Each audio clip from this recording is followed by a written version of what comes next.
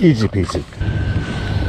Welcome back to M Hood Fishing. So we're back in City Park today, just like we were yesterday, but today we're in a different spot. I've never fished this huge pipe here before. Don't know what to expect. Could be very, very snaggy because most of this stretch here that we're standing on is very, very snaggy.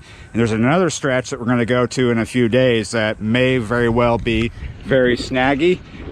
Some people are asking me, why bother with this spot if it's so snaggy? Well, there's a lot of reasons for it. Sometimes I've got nice fish out of here.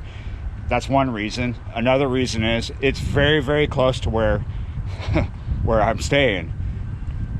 I'm here today to avoid any trouble from civil unrest because there's been a lot of it. So this is really close. This is pretty easy for me to do.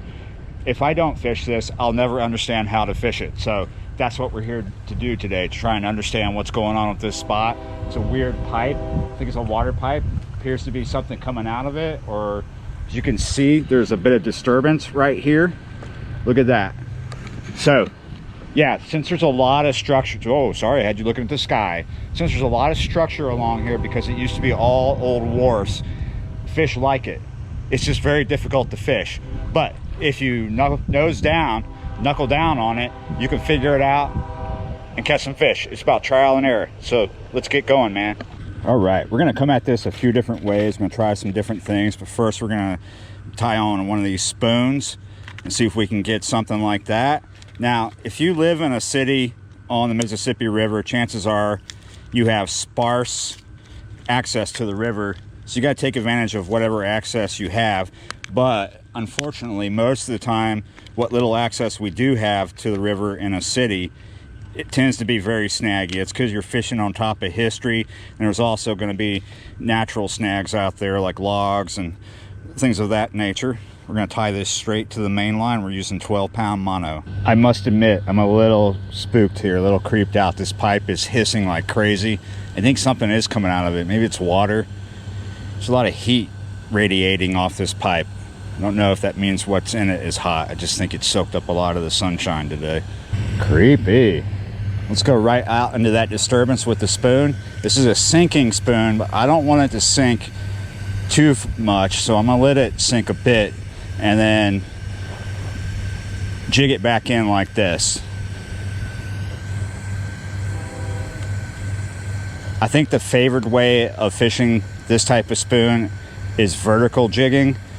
But if you're going to cast it, you want to vary your retrieve like I'm doing to get it to wobble. We're looking for white bass with this.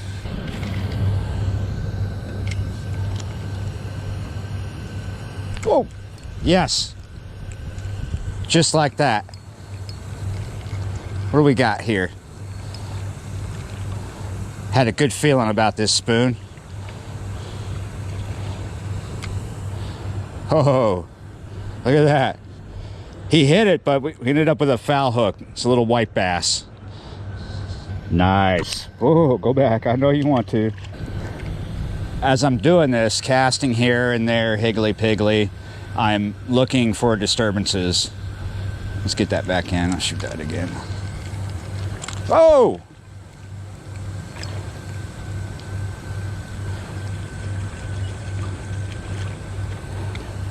Yes, another white bass.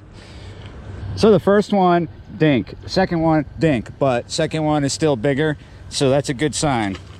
This might be a really good spot later on. It might not. It seems like this water should be ultra oxygenated because you see all the oxygen bubbles in there and all that.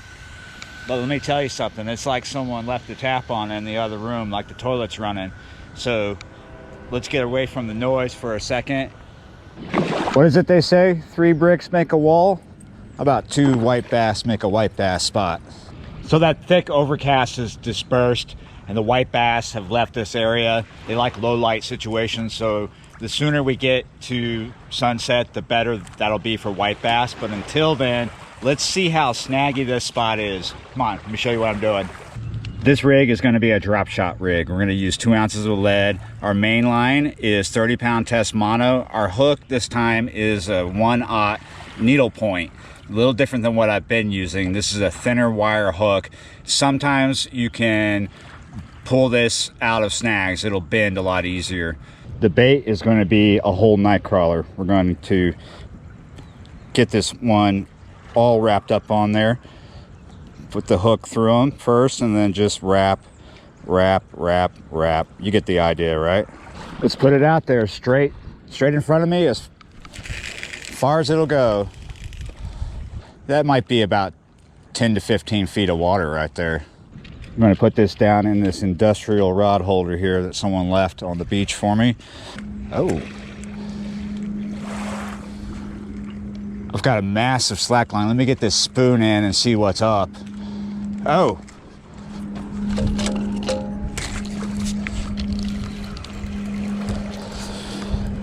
Are we still filming? Yeah.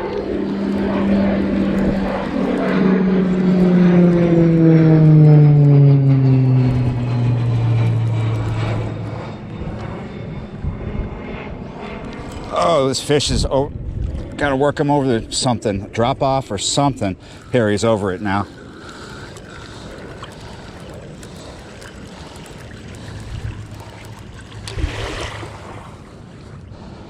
Oh, nice little guy. Look at that. Little blue cat. Fish or fish. All right. I put a little more worm on the hook. We're gonna put this back out. So now we know there's some kind of drop off, like a steep drop off about maybe 20 feet in front of us. Hopefully it's just mud, you know, just river sand. Could be anything though. That's a little bit further of a cast this time at an angle, not the same cast that I first did.